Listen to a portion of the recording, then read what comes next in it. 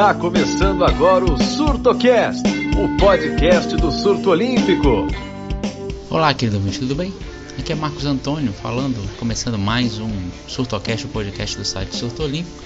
E estou aqui para trazer a segunda parte do nosso bate-papo sobre memórias olímpicas. A primeira parte rendeu bastante, que foi as lembranças boas. A gente elegeu a melhor lembrança. Se você não ouviu, ouve aí o podcast anterior, tá bem legal. E essa segunda parte fala sobre os momentos tristes, momentos traumáticos aí que assistimos em toda a nossa trajetória olímpica de toda a nossa equipe. Lembrando que quem está participando aí são nossos integrantes do Surto Olímpico, a equipe quase completa, né? Que é o Daniel Barbosa, Wesley Félix, Matheus Najimi, Bruno Guedes, Regis Silva, Lucas Bueno estreando aí no podcast, não sendo o mais novo integrante, e eu, né? Então, sem mais delongas, sem mais mimimi, vamos para a segunda parte do nosso especial de lembranças olímpicas. E vamos falar agora do momentos, aqueles não tão bons, né? Aqueles que marcaram a gente negativamente, aquela derrota. Ou eu acho que esse aí vai ser unânime. Esse aí é aquela derrota. Se não for unânime, vai ser pelo menos, vai ter mais de um voto aí para uma determinada situação aí. Então vamos fazer o inverso. Vou chamar agora o Lucas, né? Um momento marcou negativamente, alguma derrota que você viu, das que você viu que deixou você triste, chateado. Olha, eu tenho 3 grandes decepções nas Olimpíadas. Eu vou passar por 2 rapidinho até chegar na primeira. Eu acho muito injusto o Federer não ter ganho uma medalha de ouro nas Olimpíadas. Em simples, ele tem em duplas, mas em simples ele teve a grande chance em 2012 na final contra o Andy Murray. Adoro o Murray, bicampeão olímpico enorme, mas era a chance, era o Wimbledon, ele vinha de título de Wimbledon, número 1 do mundo, e acabou perdendo a final, infelizmente. Fabiana Müller, em 2008 e em 2012, as 2 vezes eu estava muito esperançoso aí pela medalha, achava que, pela medalha, viu, não era nem pelo ouro, na verdade, por uma medalha, competi com a Zimbaeva ali, achei que seria possível, e nas 2 vezes aconteceram aí problemas que para mim é polêmico. Puxa, não sei se seria justo dizer que a desculpa dada era ruim, mas enfim, eu achei bem decepcionante a Fabiana não ter conseguido ganhar nenhuma medalha. Mas a maior de todas, a maior decepção minha de Olimpíada foi a derrota no futebol feminino para os Estados Unidos em 2008, Pequim. Puxa, o Brasil fez um Mundial incrível em 2008, uma Copa do Mundo incrível, perdendo também na final para a Alemanha. A Marta jogou muito na Olimpíada, Cristiane jogou muito, acreditava demais na vitória contra os Estados Unidos. Era a hora que eu falei, putz, agora vai, agora não tem como, não tem problema o masculino ter perdido, que o feminino vai nos salvar. E de novo foi um jogo estranho, a arbitragem ali um pouco suspeita, algumas coisas deram errado, se eu não me engano, acho que teve um gol contra que esbarra em uma zagueira do Brasil. Puxa, em Atenas 2004 foi uma medalha inesperada para mim, eu estava conhecendo o futebol feminino ainda, mas em 2008 eu esperava o ouro, infelizmente não veio. E puxa, no Rio 2016 também não veio, então são seguidas decepções do futebol feminino em que eu esperava que fosse e não aconteceu. Mas é isso aí, futebol feminino 2008 Pequim. 2008 a final também, o Brasil perdeu muito gol também, eu lembro.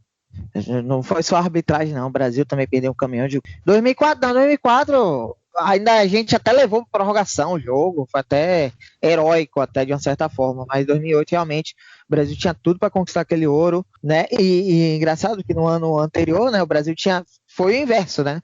O Brasil atropelou os Estados Unidos na semifinal e na final acabou perdendo para a Alemanha. Foi bem dolorido mesmo esse momento. Você lembrou agora, me veio à mente as lembranças tristes, né, daquele que vai, que a Marta, 2007, 2008, até acho que 2007 até 2010 é o auge do auge da Marta. A Marta estava jogando absurdamente, né, e ela não ganhou um ouro olímpico, né, dá uma dorzinha no coração mesmo, que ela merecia demais, né, tanto os outros jogadores, Cristiane, né, Formiga, infelizmente não deu. Então, um voto para prata. Dizem que a bola não entra por acaso, né? Porque no auge dela a gente poderia hoje ter um título mundial 2007, um título olímpico 2008. Olha, mas dizem no futebol que a bola não entra por acaso, né? Então, só temos a lamentar. É verdade. Um voto para a prata do futebol feminino em Pequim. Agora você, Wesley, seu momento aí olímpico triste, que deu aquela tristeza quando você estava acompanhando, né?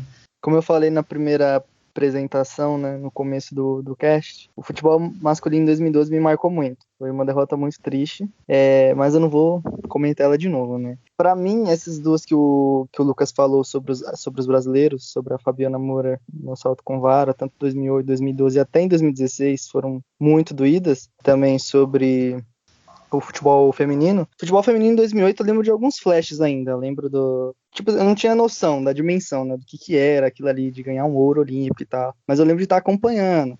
Não fiquei tão triste, tão abismado assim, mas hoje vendo é uma coisa que entristece muito. Mas o meu voto vai ficar com o vôlei masculino em 2012, que o Brasil teve aquele jogo contra a Rússia na final. Teve 2 match points, não foi isso? Que tava com 2-0, teve 2 match points e aí... Foi.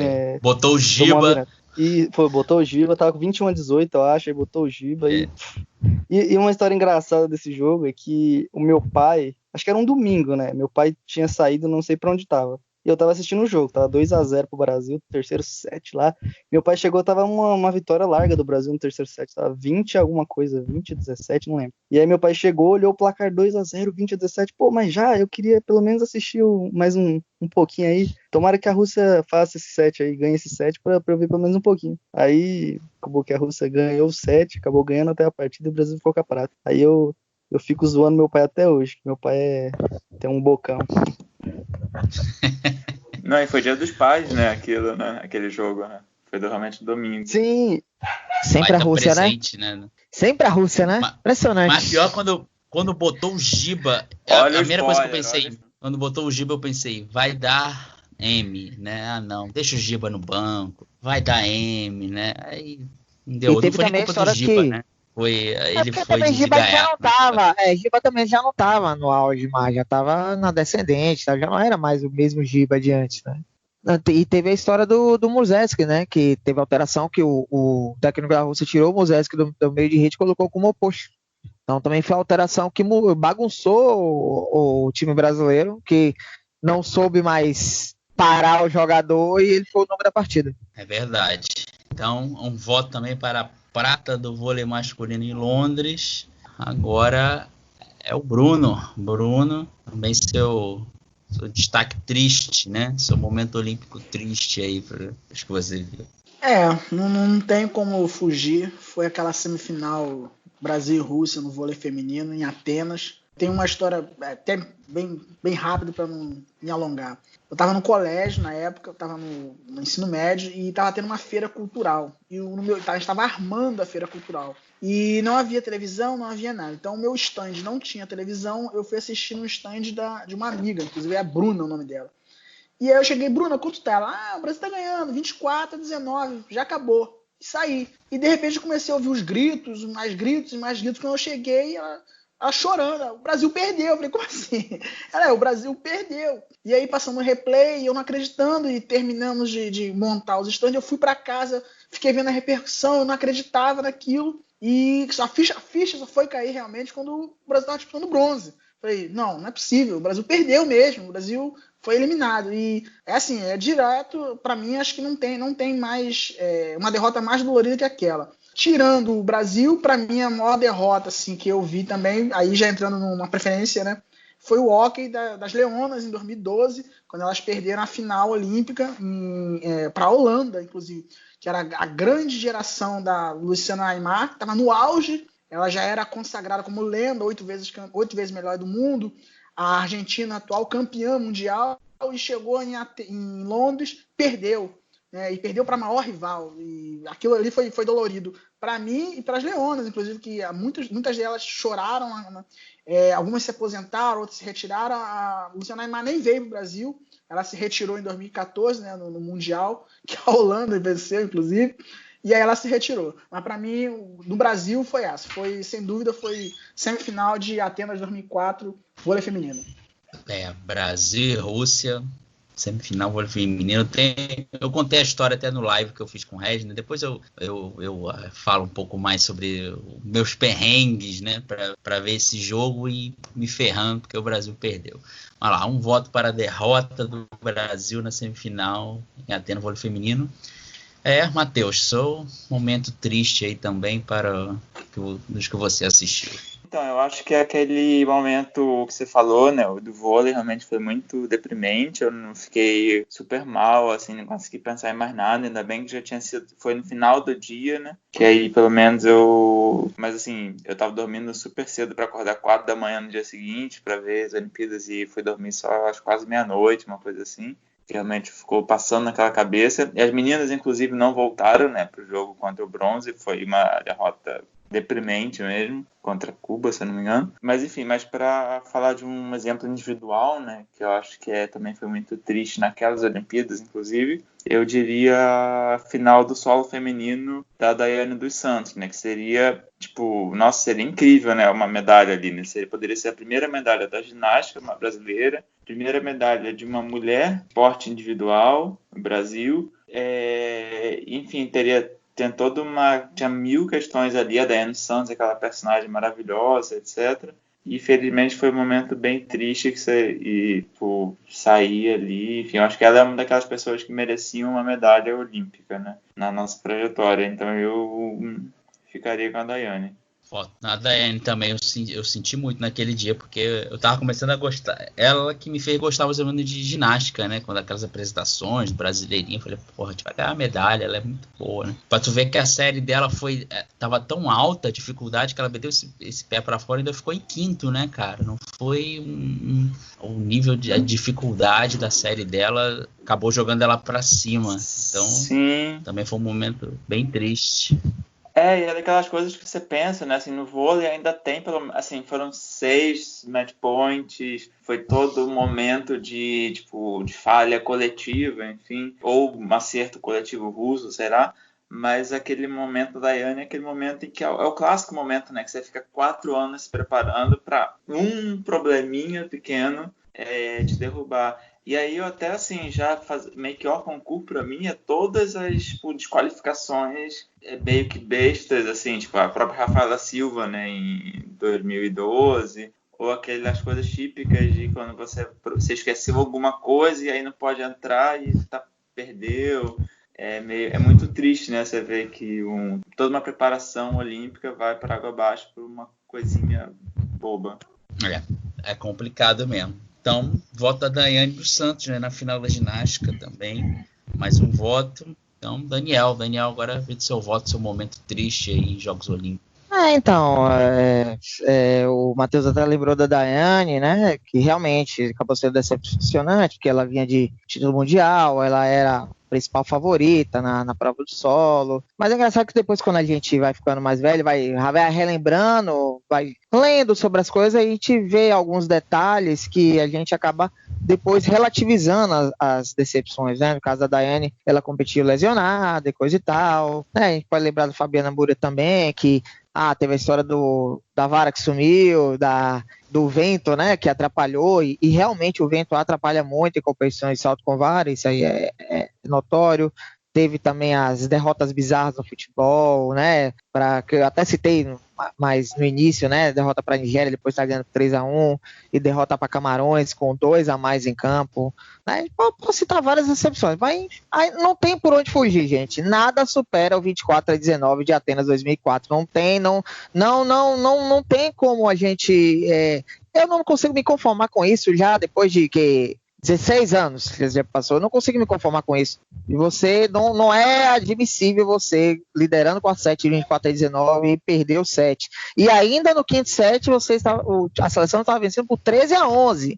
Ainda conseguiu se recuperar um pouquinho ali psicologicamente para fazer um quinto set, está liderando o quinto set também, né? Então eu lembro que foi um momento assim que eu fiquei mais puto com alguma atuação brasileira nos Jogos Olímpicos, tanto que eu me recusei a assistir o jogo do bronze, né? E é engraçado que isso o Matheus falou, que foi dormir pensando aquilo, realmente, tipo aquele meme, né? Que você fica deitado na cama, hoje eu vou dormir cedo. Aí, como é que você perdeu aquele jogo? Aí você fica ali 2 horas acordado pensando, como é que você perdeu aquele jogo? foi mais ou menos aquilo ali como eu passei a noite. Como é que você perde aquele jogo? É insuperável 24-19 de Atenas 2004. Felizmente, 8 anos depois, a gente meio que exorcizou o fantasma, né? Com a mesma Rússia. Então, mas esse eu citei o Brasil e Rússia como o melhor momento, agora eu cito o Brasil e Rússia como o pior momento. Mais um voto 24-19 aí do Brasil e Rússia. Agora contigo, Regis, seu momento aí triste, né? Vamos ver qual que ele vai escolher e deixar ele por último, porque ele tem um monte de traumas olímpicos. Vamos ver qual que ele vai escolher aí como seu voto. Rapaz, caramba. Assim, só para menção especial, digamos assim. Assim, já mencionaram o 4-3, né? Que é Brasil e Nigéria no futebol, Canu. Camarões de Brasil com 2-2, perdeu de Camarões também. Tem menção especial, mas tem dois que dois eventos. Basicamente, vamos para 2000. Acho que, para mim, que mais me afetou psicologicamente foi 2000, disparado. Foi terrível. Assim. O Brasil tinha vários favoritos, nenhum deles conseguiu confirmar e ser campeão olímpico. Primeiro, posso falar do Robert Scheidt, que na busca do bi, né, na classe laser, o inglês, o nome esqueci dele, trancou ele Ben Isley. Em 96, os dois disputaram o ouro e o Robert levou a melhor.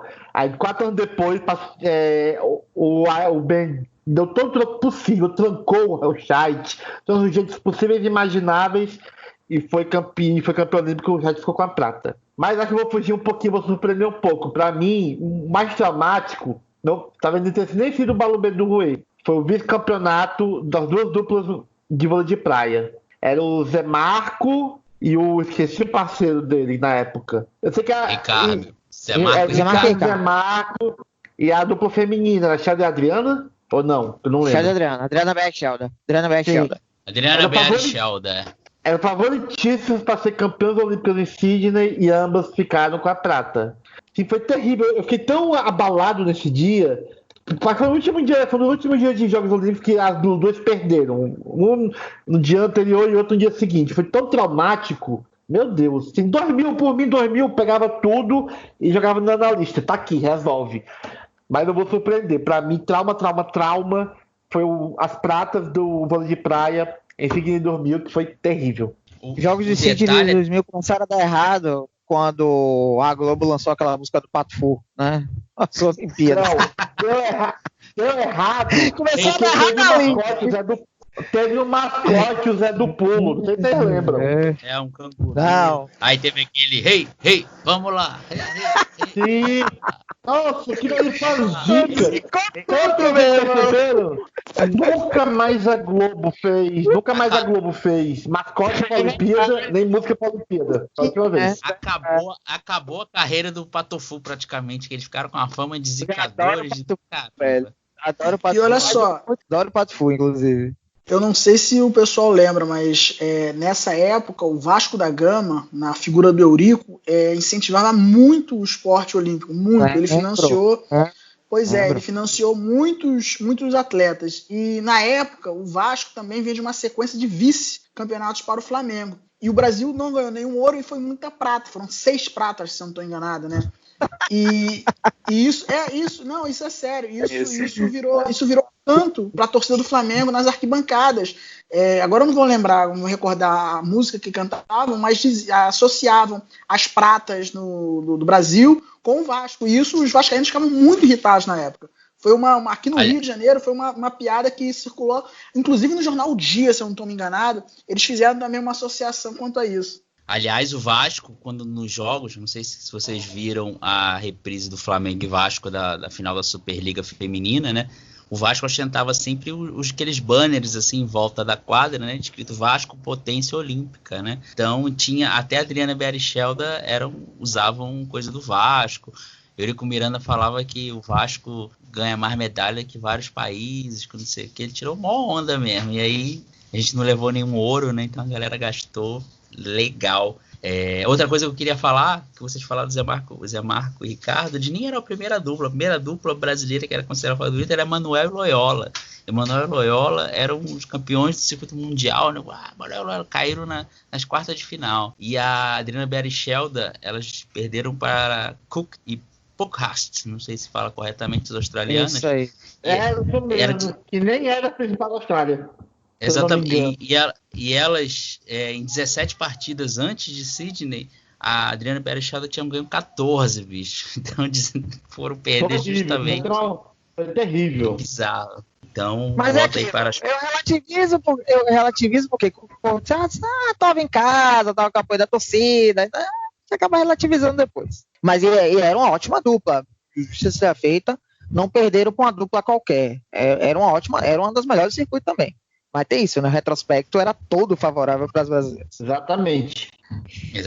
A Adriana Berichelda era uma das maiores duplas da história do vôlei de praia que a gente já tem teve. Tem duas pratas olímpicas, né? 2004 já era o Watchmaker. No caso, o Watchmaker já era as favoritas. Aí realmente deu a lógica. O Watchmaker era absurdas, era acima da média. E só você pensar que a Wash só voltou a perder um jogo de vôlei de praia em 2016, 3 Olimpíadas depois da estreia em 2004 na praia, porque ela jogou no vôlei de quadra em 2000, ela estava na seleção americana de quadra. Aí migrou para praia, até a semifinal de 2016 venceu todos os jogos. Aí a Agatha e Bárbara cometeram o crime de eliminar a dupla, que era a Rosa e a Wash, né? Que a Meia estava aposentada. Totalmente inesperado da Agatha e Bárbara, porque a Juliana e a Larissa perderam, né? Antes. Aí todo mundo ficou, já era. Vamos, a esperança era a Juliana e a Larissa. Era Thalita e a Larissa. Thalita, é verdade. Thalita e Larissa, desculpa. Juliana já tinha se afastado. Era Thalita e Larissa. Thalita e Larissa. E uma coisa curiosa do vôlei de praia, né? Que eu não lembro quando é que isso mudou, mas em 2000 ainda era só um set por partida, né? E a Loyola tinha vantagem. Não, e tinha vantagem, era até 11. Acho que era melhor. Era até 11. Era melhor de 3. Era até 11, mas tinha vantagem. Mas eu não lembro se em 2000 já tinha mudado. Eu acho que não tinha, né? Acho que 2000 não tinha. Foi 2004. 2004, porque 2000, depois de Sydney. Depois de Sydney que mudou. Começou a ficar sets até 21 corridos, né? Até a Olimpíada de 2000 foi vantagem, acho que até 7 com vantagem, acho que até 12, aí, eu acho. Até 12. 11 ou 12, era alguma coisa assim. E aí no terceiro set, sim, era igual como é hoje. Porque eu tava vendo aqui a tabela, né? O Emanuel e Loyola tinham 14-11 nas oitavas, e aí perderam por 17-16 de uma dupla espanhola, e o Zé Marco e Ricardo salvaram o match point nas oitavas, né? Para uma dupla da Áustria, e aí ganharam em 16-14. Mas é curioso, né? Só um set, hoje parece bem impensável, né? Mas... Não, é engraçado uma coisa. A final tinha 2 sets, desculpa. A final era em 2 sets. Só a final, né?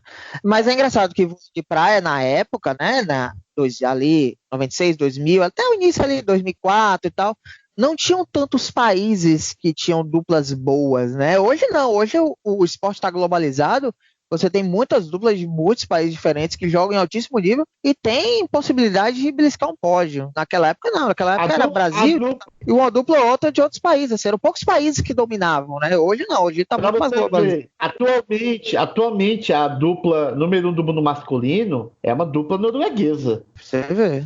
Você pensava nisso 15, 20 anos atrás, era inimaginável. Quando a dupla da Noruega hoje fosse dominar o circuito masculino. Você vê a Alemanha foi campeã no feminino em 2016 e foi campeã no masculino em 2012. Pra você ver, isso aí o vôlei de praia tem uma certa imprevisibilidade que é muito boa. Eu gosto muito de assistir vôlei de praia. Eu comparo muito com o tênis, só para concluir, comparo muito com o tênis nessa questão, por ter circuito mundial, então as duplas, né, se conhecem, os adversários se conhecem muito, porque jogam o ano inteiro, então cada um sabe os pontos fortes, os pontos fracos de cada um. Então hoje é até mais difícil você apontar favoritos, né, e as, entre aspas, zebras, podem acontecer muito mais frequente do que aconteciam antes. Um voto aí para as pratas do vôlei, né? Bem, agora não vou precisar fazer votos de Minerva, mas eu também vou votar no 24-19 aí do vôlei feminino em Atenas, porque eu fiquei muito pé da vida eu contei, acho que na live com o Regis, né, que eu trabalhava na época, né, tinha um comércio, aí eu ajeitei minha hora de almoço para poder ver, aí tá quase na hora de ir embora, né, minha avó, almoçava na casa da minha avó falava assim, olha, tá na hora de você ir embora, tá chegando a hora de você ir embora, que eu ainda era perto, dava tempo de almoçar na casa da minha avó e voltar. Não, tá tranquilo, vó, já vai acabar o jogo aqui, já tá 24-19. Já vai acabar. Já vai acabar, vó. Já vai acabar. Não acabou. E eu não sabia se eu voltava pro horário, né? Que eu trabalhava em comércio. Se eu voltava, se eu não voltava. Eu falei, ai meu Deus, Dani, eu vou ver até o final. Eu vi até o final, o Brasil perdeu, eu fiquei puto. Cheguei lá no comércio, tomei o esporro. E depois eu cheguei em casa puto, atendi as pessoas pé da vida. Tava, não dá. E eu ficava com aquilo na cabeça, como é que eles perderam? Meu Deus, Fernanda Venturini só jogando pra Mari, porra, tinha 500 jogadoras ali, ela só jogava pra Mari, por quê, meu Deus, por quê? Aquele pensamento, eu não vi o bronze, a temporada 2005 de vôlei feminino não acompanhei, eu tava com tanta raiva, eu só li às vezes na internet as notícias, porque eu não assisti os jogos, lá pra 2006 que eu voltei a assistir o Grand Prix, essa coisa assim, porque eu fiquei com muito ódio mesmo do vôlei feminino, porque essa foi uma derrota muito dolorida mesmo. Essa acho que não tem como dizer outra assim. Embora os momentos que o Regis do futebol falou, de 96 e 2000, 2012 também eu fiquei bem puto com Brasil e México, né? Viu Peralta, né? Eu achava a seleção boa. Eu ainda achava na época que o Paulo Henrique Ganso tinha futuro, mas ele nem era mais titular, o Oscar, né? Então, ainda foi um dos momentos também que eu fiquei bem pé da vida, né? Um momento que eu fiquei pé da vida recente, né? Pode menção honrosa, foi Brasil e Argentina no basquete masculino na Rio 2016, que o Brasil teve 500 chances de matar o jogo, né? Manu Ginóbili de andador e Andrea Nocioni jogando de bengala, os caras acabaram com o jogo, levaram para 2 prorrogações e o Brasil perdeu e foi eliminado. Então esse momento para mim também foi o último que eu passei muita raiva. Ainda bem que eu não fui nesse jogo. Se eu fosse nesse jogo, acho que eu tacava alguma coisa nesse jogador do Brasil. Fala, Bruno. Uma outra menção honrosa também aí, que assim, nesse caso aí não foi uma derrota dolorida, mas algo que deixou marcado com muita raiva, pelo menos para nossa geração, né? Os meninos aí talvez não, mas Brasil e Cuba em 96 também, vôlei feminino, né? Que é o que rende bastante meme até agora. E a gente nem citou esse jogo, nem falamos sobre esse jogo. Sim, nem falamos sobre esse jogo, é engraçado, né? Eu ia até falar mais É o famoso jogo saltatica, né? Então. Pois esse jogo de 2004, esse jogo de 2004 foi tão emblemático, foi tão chocante, literalmente chocante, que apagou na memória da geração, apagou esse momento da rivalidade Brasil e Cuba. Ali se extinguiu a rivalidade Brasil e Cuba e passou a ser Brasil e Rússia, que as pessoas não lembram do que aconteceu com a Ana Mose, Paula, Márcia Fu, com a Mireia Ruiz, a Regla Bel. Pois e ninguém lembra mais. Muitos jovens hoje em dia nem sabem quem foram elas, entendeu? Porque virou... foi em 2004 que virou a página, literalmente. Não, e muitos jovens hoje... Cuba tinha um time de vôlei feminino forte, tinha... Cuba, nos anos 90, passava por cima de todo mundo. E é engraçado se a gente pegar a campanha brasileira de jogos de Atlanta, na primeira fase, na fase de grupos, ele faz 3-0 em Cuba, mas assim, atropelando. Foi um atropelamento na fase de grupos. E aí na semifinal olímpica, o Brasil fez 1-0, fez 2-1, né? Liderou por 2 vezes o placar. Essa geração de 96... essa geração de 96... acreditava-se que ela ia passar o bastão, né, do ouro para de 2004. Acabou que elas não conseguiram levar o ouro nem em 96, nem em 2000, que as pessoas não lembram. Também que era uma seleção muito boa, que já era a geração da Leila, que era um time muito bom. E aí veio 2004, que aí 2004 virou a geração e também virou a rivalidade. Que em 2000 a rivalidade já estava mais assim, né? Não era aquela coisa de tiro, porrada e bomba como foi em 96, né? 2000 já estava mais... mas 2000 já era mais assim, já estava mais arrefecida, aquela rivalidade aflorada, né? 96 não, 96 o pau cantou, os meninos eram muito pequenos, né? O Regis não. O Lucas e o Lucas e o Wesley, mas vocês podem procurar vídeos aí no YouTube, o pau cantou. E acho que semanas depois, teve, se não me engano, o Grand Prix, que o Brasil ganhou de Cuba, e a nossa gloriosa Ana Paula foi lá provocar, e o pau cantou também depois do jogo. Foi o quê? Semanas depois da Olimpíada. E se eu não me engano, acho que foi nesse jogo que teve o episódio do vestiário, que elas brigaram no vestiário, não foi? Se não estou enganado. Foi Atlanta mesmo que teve. Foi Atlanta mesmo. Elas que na verdade entraram, foi que a Filoche jogou, foi jogar, acertou na Márcia Fu. Exatamente. Era um momento marcante. O pau cantou no vestiário e ninguém viu, né? Porque ele teve esse momento. Teve soco, teve arranhão pra todo lado. Foi uma baixaria digna de programa de DNA de TV aberta. E é um surtocast que a gente pode. É um surtocast que a gente pode até tentar agendar aí futuramente com a Ana Mose, para ela contar bastidores desse jogo aí, porque é muita coisa para ela contar, hein? Porque foi um momento marcante. É verdade. A gente quer saber quantas muquetas que ela deu na cara das cubanas, né? Porque ela é Márcia Fu. Na rede já, você já vê a Ana Mose já metendo o dedo na cara das cubanas, né? Pedindo respeito.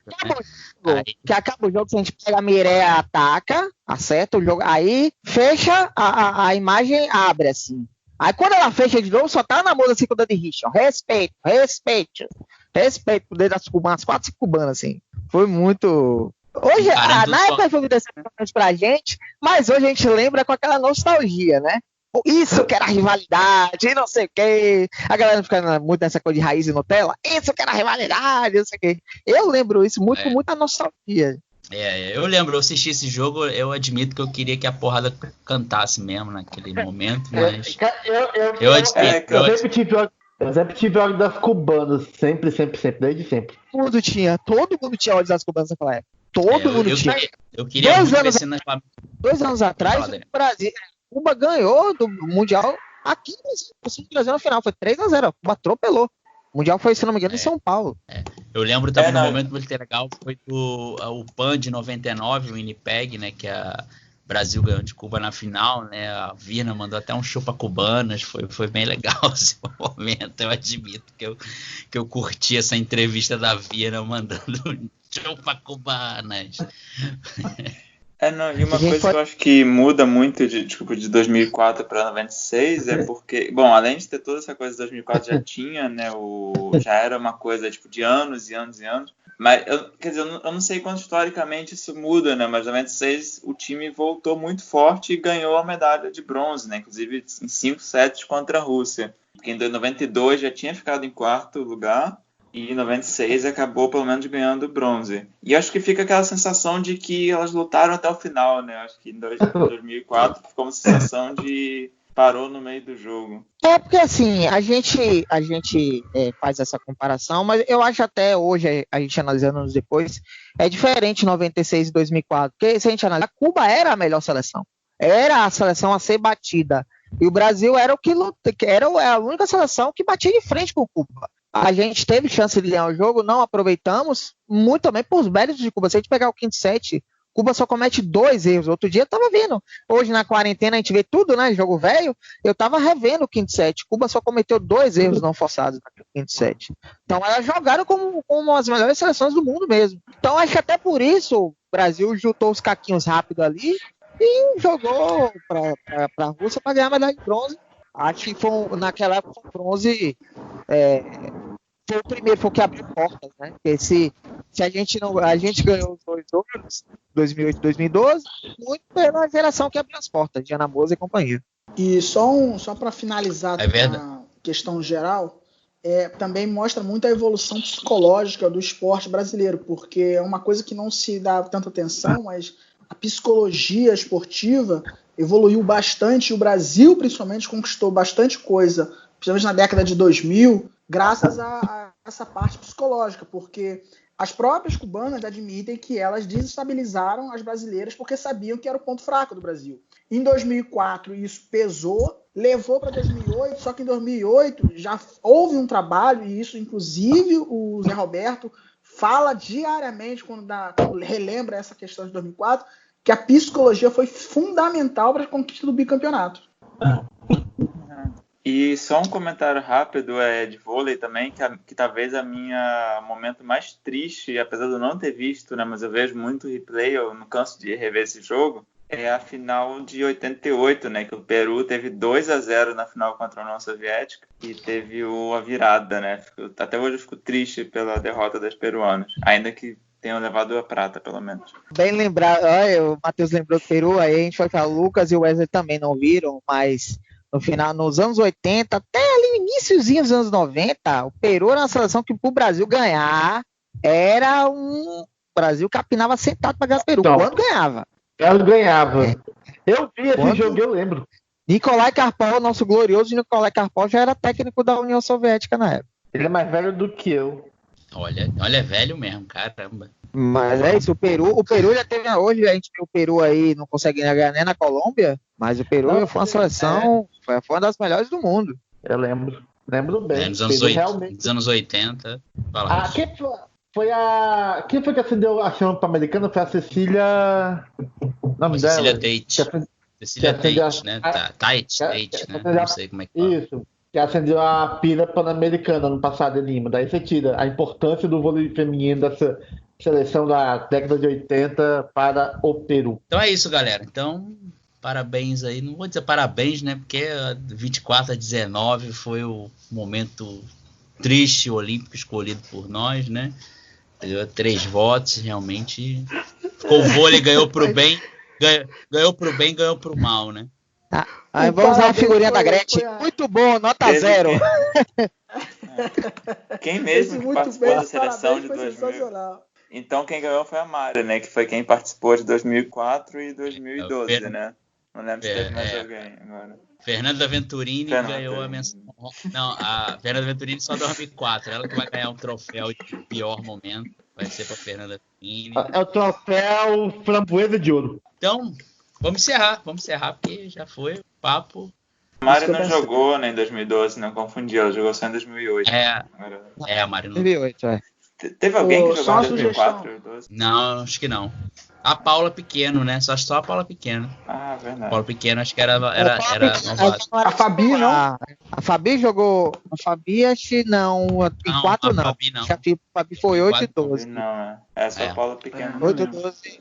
8 e 12, A Fabi só uma sugestão. A Paula Pequeno foi MVP de 2008, meu irmão. A Paula Pequeno jogou demais em 2008. Só mais jogou aquele torneio. É isso aí. Estamos agora encerrando este SurtoCast. Olha, foi bem legal esse bate-papo. Vamos chamar agora nossos integrantes da mesa redonda virtual para dar seu destaque final.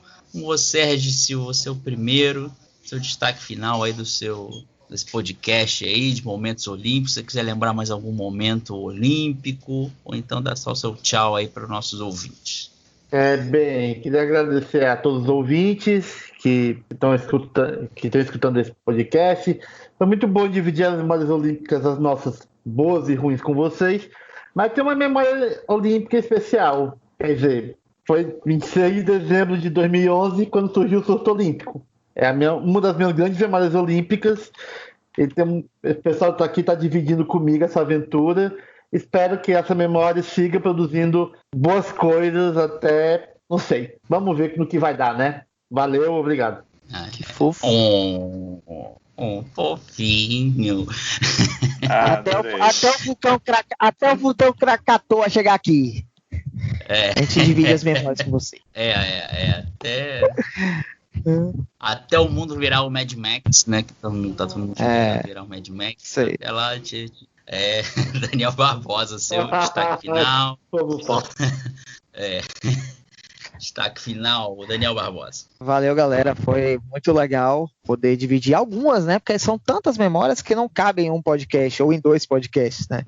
Então, mas deu para lembrar um pouco esse momento de nostalgia que a gente está passando agora, né? Nostalgia em todos os aspectos e com a nossa paixão não poderia ser diferente. Agradecer aí a todo mundo que ouviu. Mais uma vez, bem-vindo aí a Lucas a se juntar com a nossa equipe aí. Espero que tenha gostado de ouvir a gente tagarelando. E é isso aí, pessoal. A gente não nos abandone nesse período, que a gente vai bolar outros temas aí enquanto o mundo não volta ao normal. Tá bom? Um abraço e até a próxima. É isso aí, Matheus Najim, destaque final. Bom, eu queria agradecer, né, a todos vocês, aproveitando o Regis, né, agradecer a todos vocês por me trazerem com vocês nesse barco do Sul. É muito bom, né, gente, que eu acho que todo mundo acompanha a Olimpíada desde sempre, né, enfim, fazer disso uma profissão. Eu acho que é isso, né, as Olimpíadas sempre tem aqueles momentos incríveis que ficam pra gente para sempre na memória, né? Tipo, agora eu tô lembrando, assim, do Dmitry Nosov, o russo, né? Que ele quebrou o braço, se não me engano, na semifinal, e aí foi lá, ainda voltou para a medalha de bronze e conquistou a medalha de bronze. O Eric Moussambani, né? Que ficou para sempre, aquele nadador da Guiné Equatorial, nadou sozinho, quase se afogou e de repente conseguiu transformar um pouco, né, a história da natação no país dele. São esses momentos que eu acho que acontecem em todas as competições, né, claro, só que nas Olimpíadas a gente ganha áreas bem míticos, né, e ficam marcadas para sempre. Enfim, é triste, né, que esse ano a gente não vai ter, mas na expectativa de que ano que vem tenham muitas histórias emocionantes para entrar nesse panteão olímpico. É isso aí, Bruno Guedes, destaque final. Bom, agradecer quem ouviu até o fim, né? Dar as boas-vindas aí ao Lucas, que tá chegando para fortalecer o surto. E como o Matheus falou, a gente vai lembrando aos poucos também de outros momentos, né? Mas são tantos que a gente acho que precisa fazer uns 5, 6 surtocasts. Mas basicamente é isso. Eu acho que ficou bem escolhido, bem seleto esse grupo, porque eu acho que para a nossa geração realmente esses fatos históricos foram bem marcantes, né? Moldaram o nosso caráter esportivo, vamos dizer assim. Falou? Um abraço a todos. Wesley Félix, seu destaque final. Bom, muito legal o Surtocast de hoje. Foi muito bom reviver as poucas memórias, as mínimas memórias que eu tenho de Olimpíada, né? Diferente de vocês, que tem uma vastas lembranças desde 88, etc. Mas foi muito legal. Velho, né? Não tô chamando. Desde 88 eu sou o Regis. Só o Regis. Experiência. Só o Regis que é velho. Tá, obrigado, mas tudo bem, eu agradeço. Tudo bem. Pelo menos eu tenho mais memórias, apesar de esquecer aqui acolá, mas tudo bem. Entenda como um elogio, Regis. É isso. É nóis, Wesley. Você é o cara, foda. É isso aí. Então, foi muito legal compartilhar o pouco que eu tenho aqui. Muito legal também ouvir as histórias que eu não conhecia e vou... Não conhecia assim, conhecia por cima, né? Mas legal saber em detalhes de experiência de quem assistiu, de quem viveu esses momentos e procurar agora, né? Nesse momento de quarentena, até para quem não conhece também, fazer que nem eu, de buscar no YouTube, que muito fácil acesso, buscar no Olympic Channel, que deve ter esses jogos, esses momentos marcantes das Olimpíadas. E que nem o Matheus falou, uma pena que esse ano a gente não vai ter, mas ano que vem esperamos estar voltando com tudo. Vamos nos preparar bem agora nesse segundo semestre de 2020, primeiro semestre do ano que vem, e para a galera continuar acompanhando o surto. Essas memórias, o ciclo olímpico também faz parte das memórias olímpicas, né? Então, esse período finalzinho aí de ciclo que a gente possa ajudar vocês a construírem essas experiências. Valeu, galera! Lucas Bueno, nossa nova contratação, pegamos na última janela de transferência, seu destaque final. Bom, quero agradecer o pessoal da equipe do Surto Olímpico e aos ouvintes que acompanharam aí o podcast até o final, foi muito legal, achei muito divertido, pude aí falar sobre algumas memórias minhas, ouvi muita história bacana também. E, pessoal, a Olimpíada é o maior evento do mundo. Não tem nada parecido com os Jogos Olímpicos. E aguardem para Tóquio 2021, porque vai ser uma coisa muito emocionante. Principalmente por causa desse momento que a gente está vivendo com o coronavírus. Então, vai ser a grande festa do mundo. A gente espera que aconteça, que tudo esteja resolvido até lá. Valeu, gente. Obrigado. É isso aí, galera. Encerrando mais um Surtocast, lembrando sempre a vocês aí, qualquer notícia, surtoolímpico.com.br. Siga a gente nas redes sociais, @surtoolímpico. Aliás, um recado extra aqui, né, que no Instagram a gente está fazendo lives, né, aproveitando a onda do momento, fazendo lives com personalidade do esporte. com nossos próprios integrantes do Surto Olímpico aí debatendo. Se você quiser assistir, sempre às terças e sextas, às 8 da noite, a gente está fazendo esses 2 horários aí, então pode acompanhar, segue a gente lá, @Surto Olímpico no Instagram, mas segue a gente também no @Surto Olímpico no Twitter e no Facebook, tá? Tem sempre coisa nova nas nossas redes sociais. Não abandone a gente nesse período de quarentena, você tá vendo aí, tem um conteúdo super legal. E a gente volta. Vamos voltar em breve com mais uma edição do SurtoCast. Até mais, galera. Tchau, tchau.